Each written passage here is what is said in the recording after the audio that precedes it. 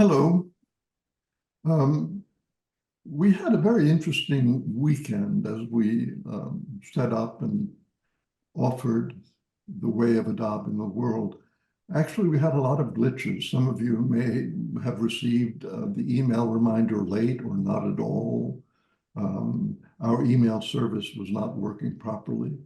One of the glitches was that we didn't manage to record the beginning of the session. So the three of us thought we would just converse together on recording to give a sort of an overview of our experience. And you'll find that the recording of the Sunday session begins with Angelica's presentation on rhythm. But before that, we had a bit of a go around about the nature of the world and so forth. So let me invite Isha and Angelica. What's our experience from Sunday?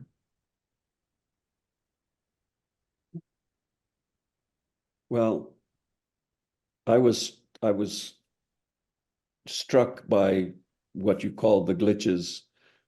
My first intimation of it had to be with my own internal attempt to prepare once I knew I was trying to figure out something to say about harmony, because the more I looked at it, the less I could figure out what there was to say about it. I just couldn't find an easy handle. I didn't want to go the love, harmony, and beauty route, and I was lost.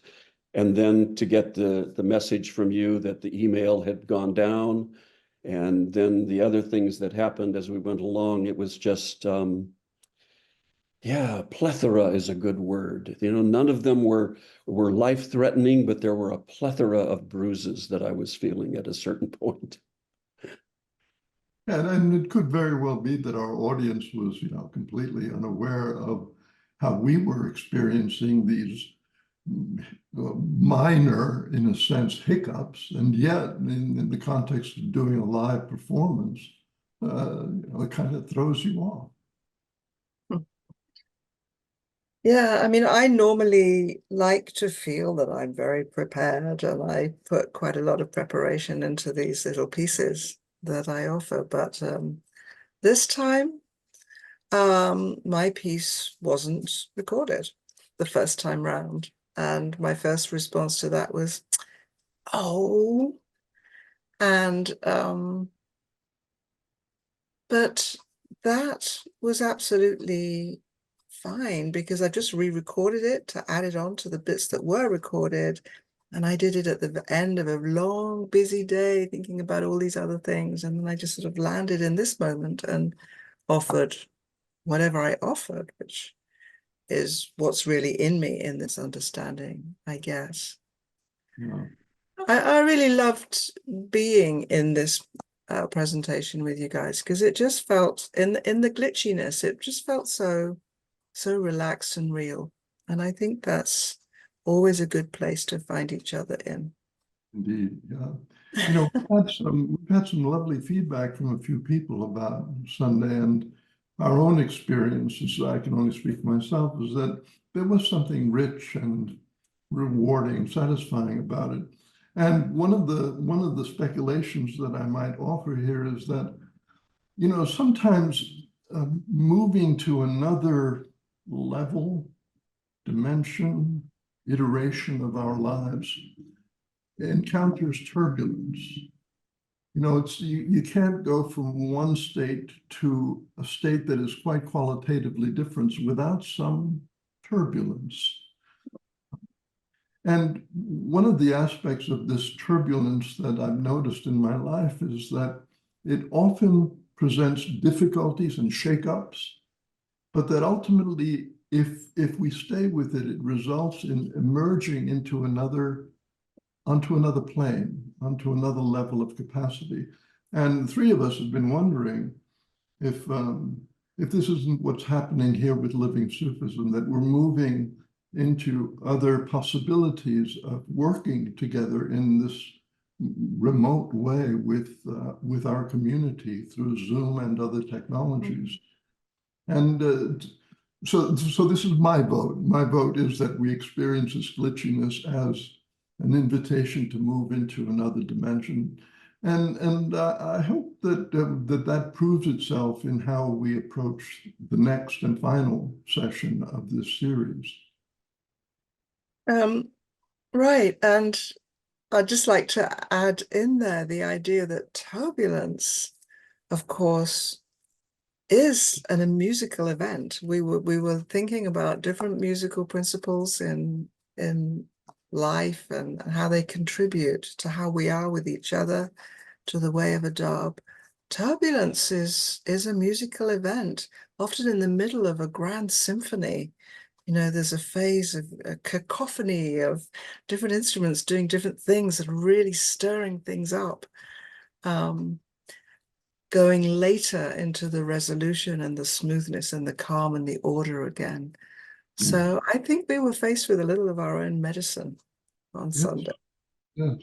Yeah, no question about that. And the thing, I guess, in musical terms, not being a musician, listening to some music now and again, I would say, if anything, what happened in my little world was some sort of a weird jazz, Yeah. because there were rhythms that were going on that were totally unexpected, improvisational jazz, I should say. There Oh, were rhythms that were coming and going that were just, where did that come from? And how can I fit in with that? And then a melody of voices, I would almost say, that seemed not off, but not really what I expected. Maybe that's the key, and one of the keys to the wonders of jazz when it's highly improvised, and finding the way to be with that. And that was one of the things that all three of us were dealing with in the here and now, which is very much life, right? sure. If you're out in life at all, stuff happens, to say it politely, and it does happen. And how I react to it when I bang my knee, and curse the world, or just say, there you go again, makes a difference in how I move on from that. And I think we kind of relaxed in and accepting that this stuff had happened, and didn't worry about it once it came time to be on our call. I like this metaphor of jazz improvisation.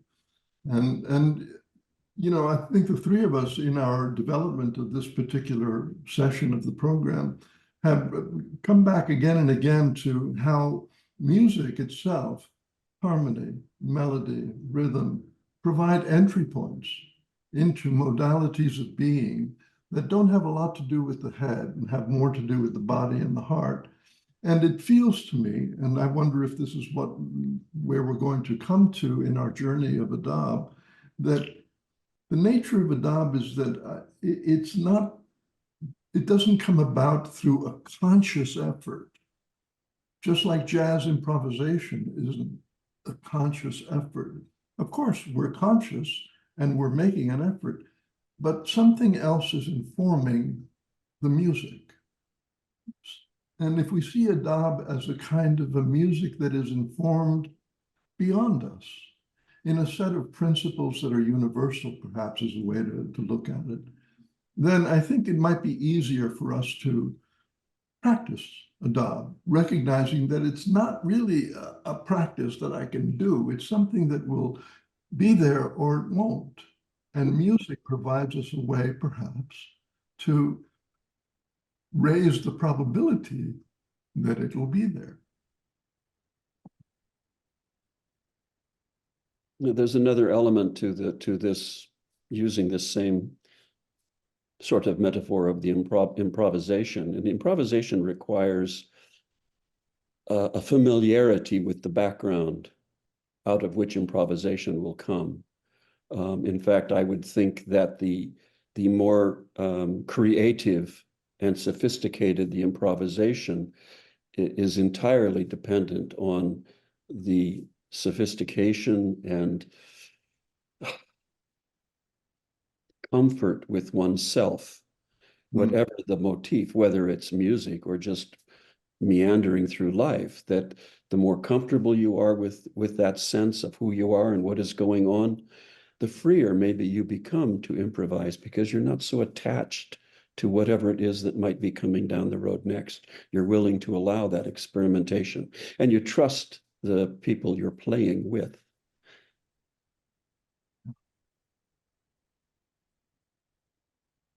Yeah, I mean, I have to just add a counterpoint to that, which is that in my experience, the discipline of form and skill in any activity, whether it's music or dance or writing or anything else, that discipline generates the possibility of greater freedom, doesn't it, in the improvisation?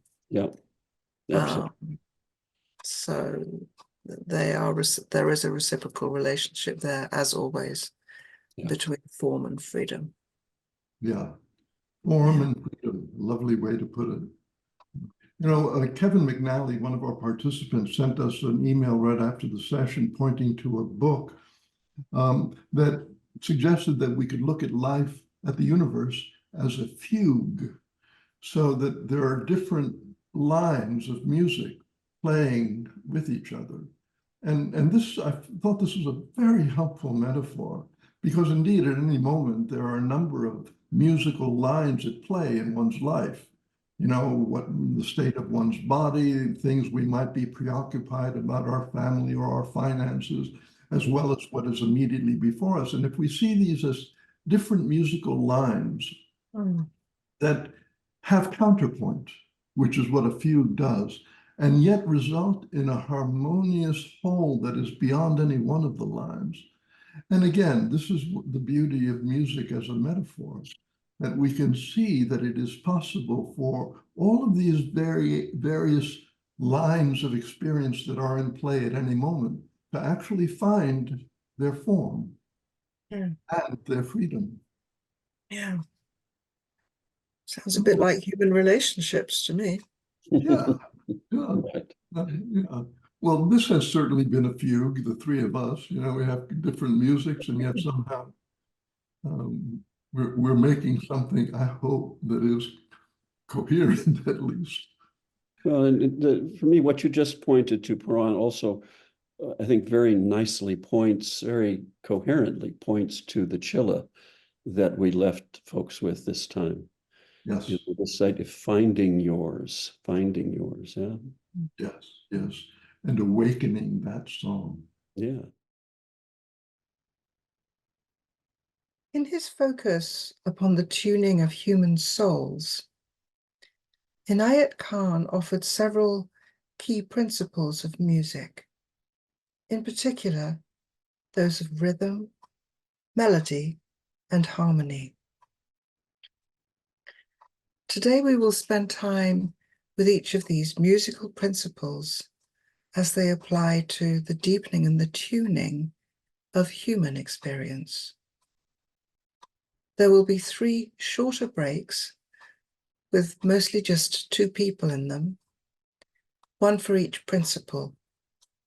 And here you will be invited to hold throughout today's session the question of what is the relationship between rhythm, melody, and harmony, and the way of adab in the world, as you take it in turns to explore in each breakout group, firstly rhythm, then melody, and then harmony in your own experience. So let us turn our attention now to the principle of rhythm. Perhaps first close your eyes and listen to these words from Rumi, feeling free to move your body to the rhythm of the words if you want to. Drum sound rises in the air. Its throb, my heart. A voice inside my heart says, I know you're tired.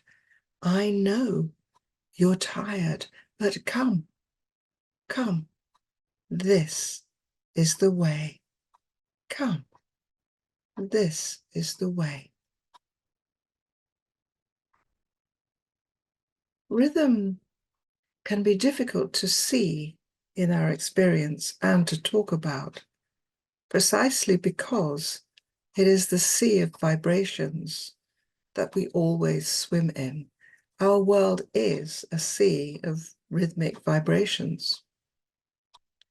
The rhythms of our different brain waves have even been considered by some as the basis for consciousness itself. Inayat Khan points out that we ourselves are completely constituted by rhythm. Our heart, pulse, and breath being simply the most obvious ones within our inner worlds of finely tuned rhythms that is the symphony of our existence. So I invite you, as I'm speaking, to focus some of your attention now on the rhythms of your body, perhaps feeling the pulse in your neck or in your wrist, or maybe just giving some attention to the natural pattern and flow of your breath. And as you're bringing some of your attention to your rhythms, I invite you to bring to mind perhaps an experience when you might have felt the beat of a strong drum in your own chest, perhaps at a concert or through a loudspeaker when you were listening to music, your chest becoming itself a resonant, vibrating drum. Or when you felt the vibrating rhythms through your legs of your cat purring on your lap. Or maybe sitting in your garden with your coffee, hearing the distinctive rhythmic patternings of different bird songs as they communicate with each other. Or perhaps when you were lifted up in the ocean whilst swimming in the rhythmic waves. Or perhaps when you just had to get up and move your hips and your feet in time to some rhythmic music. Rhythms in your world. Our worlds tend to be organized around the regular beat of a few core rhythms. These mark and provide us with a form for our day and our week, our work patterns, our exercise patterns, our spiritual, meditative practices, family and friends, caretaking, cooking, cleaning, and so on. These are our experiences of our world. And we can feel lost and disoriented when we lose these basic rhythms. Think of the shock of retirement from work, or the disorientation of a house move, a change in a relationship, a loss. We don't feel so well when we get out of rhythm and we lose those core beats. We can experience more minor disruptions of rhythm in our daily lives as well. Perhaps when we interrupt each other enthusiastically in the middle of a smooth flow of conversation, or when we trip and fall in the middle of a beautiful walk in the countryside, or when your car flashes the low fuel light in the middle of a beautiful country drive. And the healthy and natural circadian rhythms of day and night, sleep and wake, eating and resting, get disrupted by illness, by our over-busy working patterns, by global travel, and so on. How does any of this perhaps apply in your experience of your world?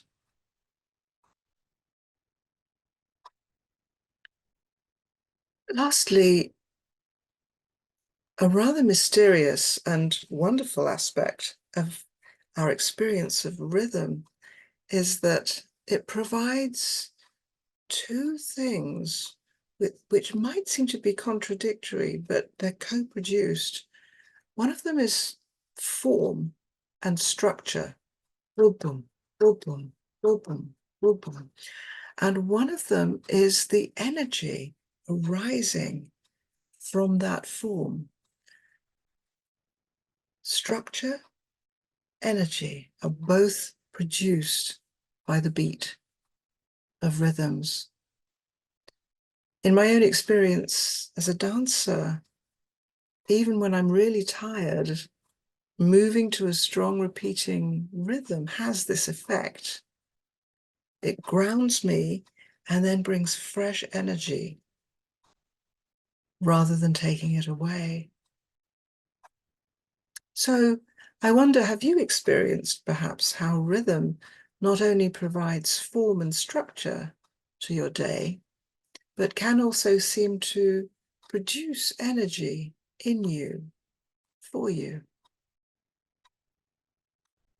Perhaps when you're walking briskly or running or singing to a beat or working in a repetitive or difficult physical job, the momentum and the power of a pronounced rhythm can build and regenerate the energy needed to continue in the activity.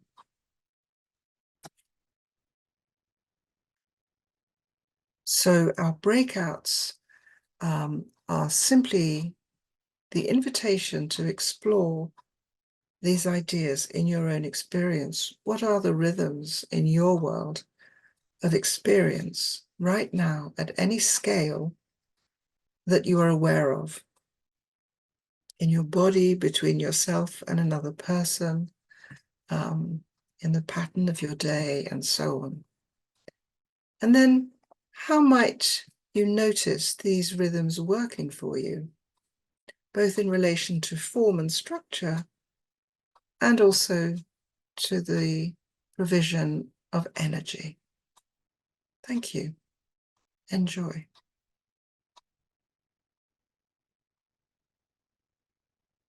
And let's go on to the second principle of music that we would like to invite you to experience with us. And that principle is a very familiar one. It's called melody. You know, if you ask, what is melody? Well, in musical terms, in strictly musical terms, melody is the progression of notes that makes sense, that creates a feeling or creates a sense of something. It's a coherent progression of notes. But in the way that we're approaching it today, we'd like to suggest that melody is actually the way in which the universe tells us its story. In volume 2 of the Sufi message of Hazrat Inayat Khan, Inayat Khan goes into offers a lot of information about the nature of sound and music. And I strongly encourage that you browse in volume 2 if that's accessible to you. And in that volume, there's a chapter called Cosmic Language, and I'll quote something that he says. He says, everything in life is speaking. Everything in life is audible, is communicative. In spite of its apparent silence, all that exists in this world, whether it seems living or not, it is all speaking. We could even say it is all singing. The idea that the manifest world, the universe itself, emerges out of sound, out of what we might call the music of the universe, is an idea that's offered in many traditions. the whole idea of the origin of the universe being in sound. For example, in the Bible, it says, in the beginning was the Word. There's a sound. And we might say that music is these sounds made comprehensible to the human heart and ear. So music makes the sound of the universe, makes all of this speaking accessible to us. And I proposed that melody is the story that that sound tells us. Now, this may be difficult to grasp, so let's experience it, if you will. Let me share with you a musical phrase that many of you have probably heard and may be as fond of as I am. And it's a couple of phrases from a piece of music by Rachmaninoff called Vocalise. And if I may, I'm going to sing to you again. Okay, so please listen, because I'm going to also invite you to sing it with me. La da dee, la da da da da dee da da da. La da dee da da da da da da. La dee da da da da da da da dee da la da dee. Right? Actually, a very simple melody. La da dee, la da dee, la da dee, la da dee. Right? So even hearing it, I imagine that you have some response to it. I can see some of your faces are going, oh yeah, that's nice. Right? Sing it with me, if you will, and let's see if we can understand what we're saying here, that melody is how we understand the universe. So here, I'll lead you, I'll sing it once and I'll ask you to sing it with me. Just a couple of phrases. La da dee, la da dee, la da dee, da da dee. Can you sing that with me, please? La da dee, la da dee, la da dee, la da dee. Let's do that one more time. All right, now that you're getting familiar with it, okay? Relax your chest so that the voice really picks it up and your heart resonates with it. La da dee, la da dee, la da dee, la da dee. Right? So, did you understand that? When you sang that, did you get it? And you know, if I asked you to tell me what you understood, you probably couldn't put it into words. If we tried to put it into words, we might say something like, oh, it has such pathos. But pathos, as beautiful a word as it is nowhere near the feeling of it. Ah, and you know, immediately one understands, oh yes, I really understand what that is saying. The universe has just spoken to us and delivered meaning at a level that is not in the head. It's somewhere that's in the heart.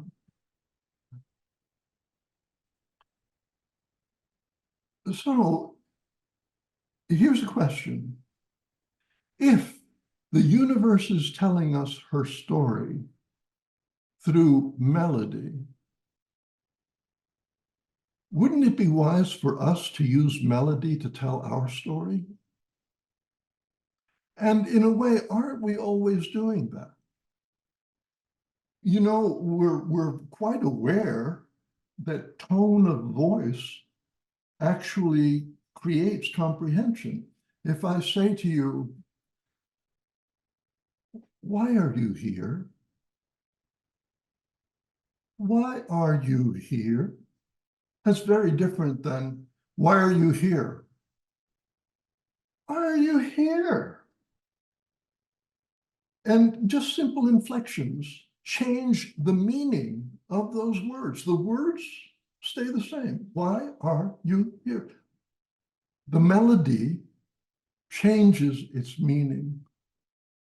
Would it be helpful if we could become more melodic in our expression, more aware of how the tonality of our voice you know, even I wonder our inner voice when we talk to God or whatever, it's like, oh, where's the melody? Where's the song in that? So our next breakout is going to use melody, and it's a very simple, task here. Again, we'll go into dyads as much as possible. Some will be 3. And so I invite person A to simply make a tone. La, whatever that tone is for you, find your note. Person B will respond with their note. No, back to person A. Now you add a second note to your tone. La dee. Person B does the same. You keep going back and forth until you have developed, each of you, a musical phrase. La da dee da da da, whatever it is. 5 or 6 or 7 notes. And find yourself speaking to one another with these notes. And then after you've done that, sit back and talk with each other about what you think you understood from each other in that communication, in that modality of speaking. Yeah. Well, that was interesting. Anyway, here we are, all in the same world at the same time, and yet at the same time, different worlds, different times. So how are you all feeling this morning, this afternoon, this evening? Think about that for a second. How are you feeling? Okay, we just had an interesting little aspect of our program. I'm feeling pretty okay. Truth is, I'm maybe spread a bit thin, what with, as I briefly described earlier, being quite a ways from home and having experienced a quite busy and challenging time. Driving several hours from home on Friday, having spent most of yesterday in a large gymnasium on hard seats in a big room amongst hundreds and hundreds of others with very loud music, mostly not of my usual listening habit, watching my granddaughter Arden and other young ladies dance, performing and competing. Having said all of that, I'm pretty okay. Now, when I say I feel okay, what I think I'm saying is I feel in harmony with it all at this moment. I'm saying harmony, which makes sense to me right now. But yesterday, even though I knew what was coming, there were times it just seemed like something else, like it was going to just go on, and it didn't feel right. So let's take a brief little stroll through my last day or two to see if we find harmony or something else. First of all, the drive. Well, the drive was about 4.5 hours. A lot of looking without seeing, just driving, but settled in, not thinking about anything in particular, driving taking over. Am I in harmony then? Then later on, my body begins to get stiff. Maybe one leg or another cramping up a little bit, and I'm frankly starting to feel a bit bored. Most of you at some point have had an experience like this.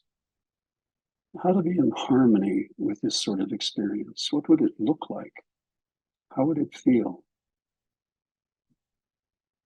Amidst this state of boredom, I'm suddenly hyper-aware and awake, as out of nowhere I realize I'm no longer in the tree-filled mountains of Portland and the Oregon I'm used to. In fact, I've been out of them for quite a while. I am somewhere else. I'm on a long, straight highway, and everywhere I look, the land is as flat as far as the eye can see, tumbleweed everywhere. And I realize I've never been here before. I mean, literally, I have never been here. I can't remember the last time I became so conscious of being somewhere that I had never seen before. So what about this? Has something like this sudden awakening out of a sort of mindlessness happened to you? This feels like a harmonious event. Is it? If it is, what makes it so? Here's another situation. In a very large meeting room with several hundred people I don't know. Their families and friends here to be with a daughter or a granddaughter, a sister, a cousin or friend as she performs. Have you had an experience like this? In a big venue with lots of strangers, lots of sound, noise, distractions, maybe at some point temporarily forgetting why you're here. Can't there be a harmony found in this sort of experience? Have you had this happen? What might make it so? You're there for a reason, but all of this activity starts to rattle around and maybe create a sense of discord or just discomfort steps in and takes over. What's going on then? Is it disharmonious or something else? Why or how does it become disharmonious? Well, here's what happened for me. I was reminded of why I was here. My granddaughter Arden appears with her team and they begin their performance. And all this other stuff just fades away. I don't know where it goes. Do you know where it goes when this happens for you? Now I see this beautiful, strong, and talented teenager who I held literally in the palm of my hand on her birthday. Here she is, and I'm just overtaken by it. Honestly, there have been times I've wondered if I would live long enough to be present for moments like this. So I'm in the world of my relationship with my granddaughter, and it feels complete. That's what I would call it, complete. Now think about that. Can you remember a moment when things were just not right, when it all felt a bit off, and then in the next minute, life sneaks up and kisses you on the cheek, and you feel all right with the world? Can I call that harmony? Or is there some other word for that? Well, I presented you with a lot of questions and not a lot of answers, in fact, none. And that's, of course, because whatever answers I might have, they're just mine. Yours are for you. So now we'll go into our final breakout group for today. And here's what we propose for your time together. Recall a recent experience you can describe as one of harmony or not. That felt on, positive, or off, not quite right. What are the aspects, the qualities of the experience that you can share about it? Now, having listened to your partner, can you offer anything in response? So each take a turn in these two roles. Off you go now, and we'll see you in a little while.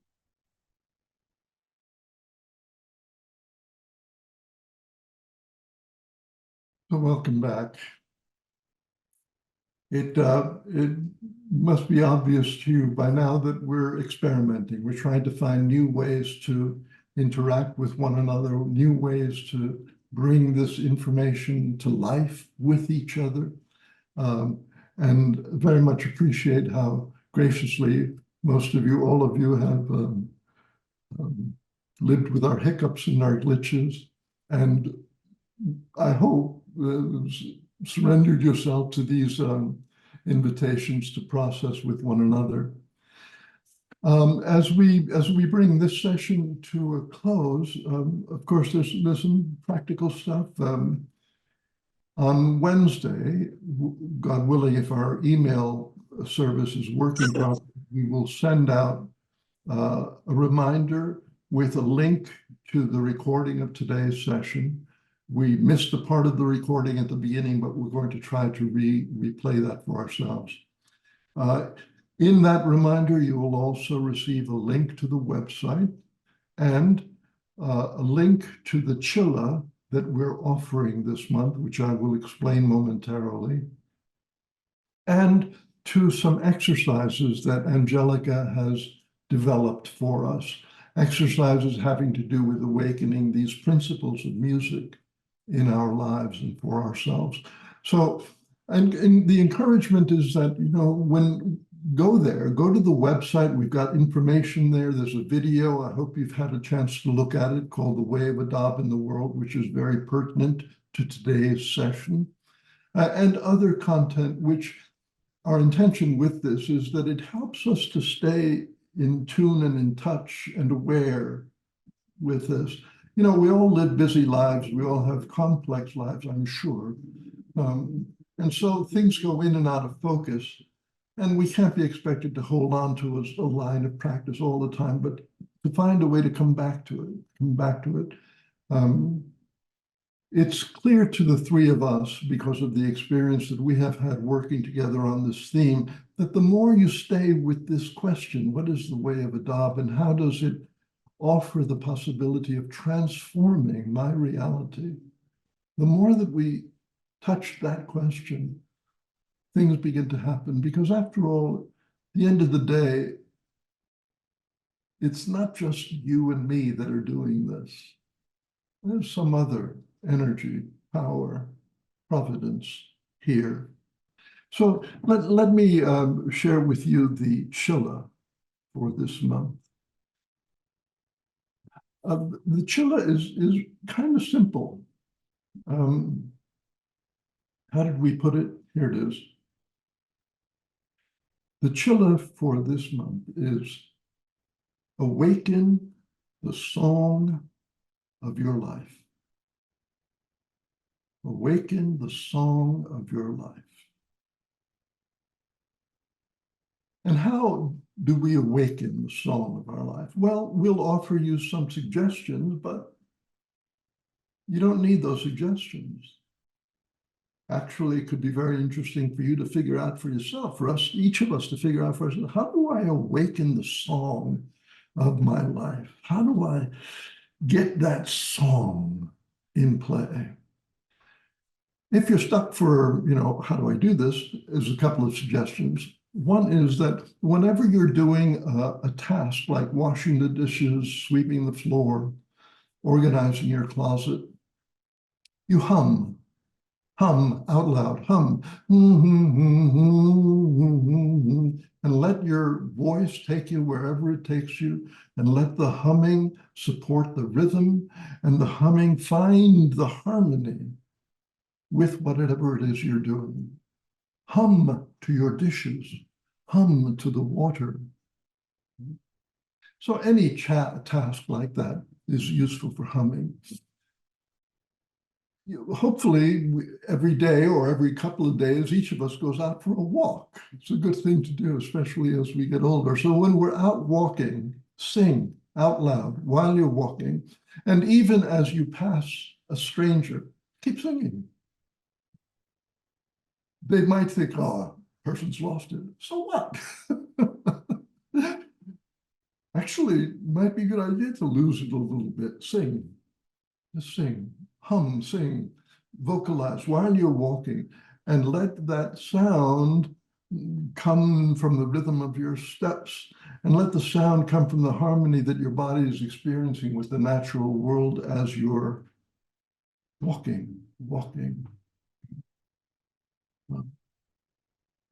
You can take this further. So, for example, upon waking in the morning, to actually make sound, to make a tone. One profound spiritual practice across the board is Om. Om, the sacred syllable, they call it Om. And you don't have to restrict yourself to Om. You could also go Hak. Hak. You see something that's true, something that's real, you go Hak. And what would happen if you gave yourself a lullaby at night? Before you're getting into bed, you're sitting on your bed, sing yourself a little lullaby. La-dee-da-dee-da, la-dee-da-dee-da. Give yourself a lullaby. Rock your little baby to sleep. So the thing is, awaken the song of your life. Let it sound.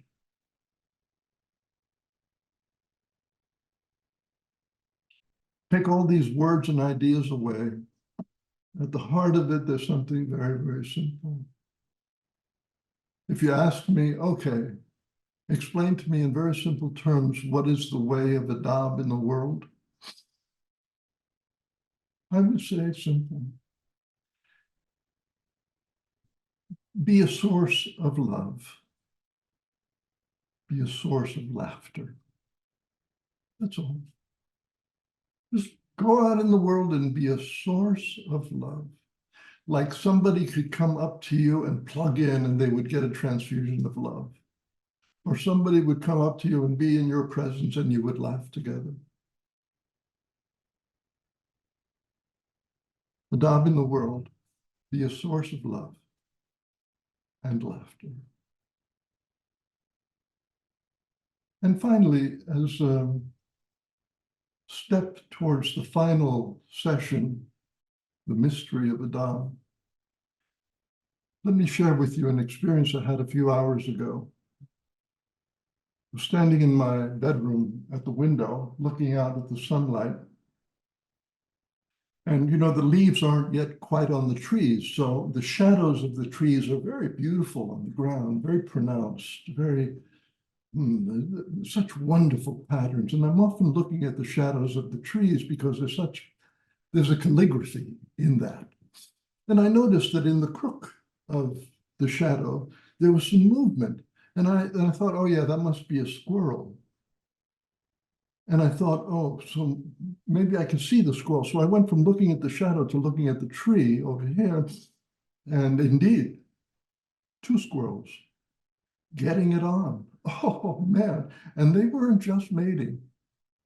They were patting each other and hugging each other and rolling onto each other in this big crook of the tree.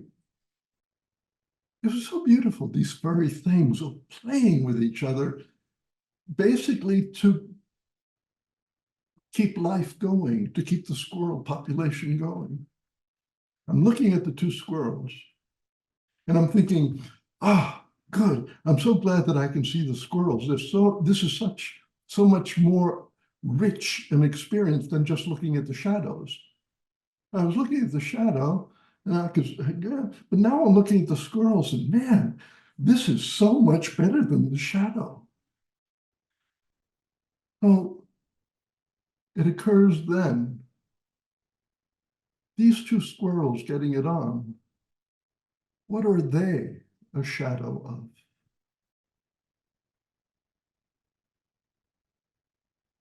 And could I possibly turn my gaze and see what they are a shadow of?